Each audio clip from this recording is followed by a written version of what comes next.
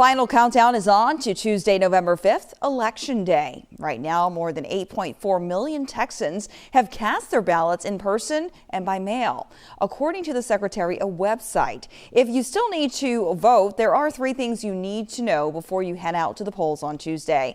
All polling locations will open at 7 a.m. and close at 7 p.m. And remember, if you are in line before the polls close, you will be allowed to vote.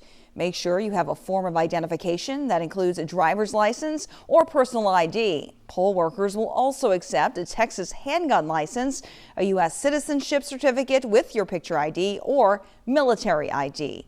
And last but not least, according to Texas law, voters are not allowed to wear T-shirts, buttons, or hats supporting political candidates within 100 feet of a polling place. If you do, election officials will either ask that you turn your political shirts inside out or leave those accessories like hats or masks in the car. Harris County early voters have turned out in record numbers. The county clerk says 46% of registered voters have already cast their ballots, but there's still nearly 1.5 million registered voters who could turn up on Election Day. Katira Winfrey has more on final preparations. Harris County election headquarters is the distribution and rallying point.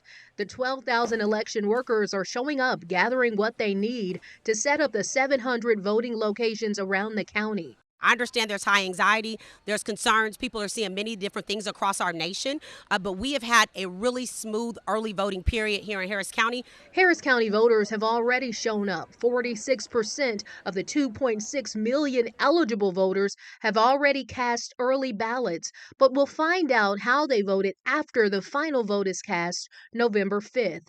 All those results are sent here from our central counting station, and the Election Day results will be reported through the night into November the 6th.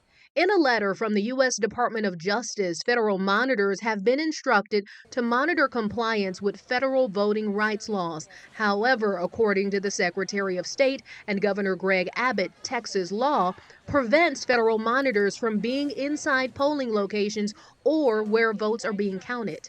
Typically, federal observers have done many things. I have known in the past, prior to me becoming county clerk, of them coming to facilities. And so to the extent to address what is coming down from the Secretary and the Secretary of State and DOJ, that's between those two. My job is to focus on the election.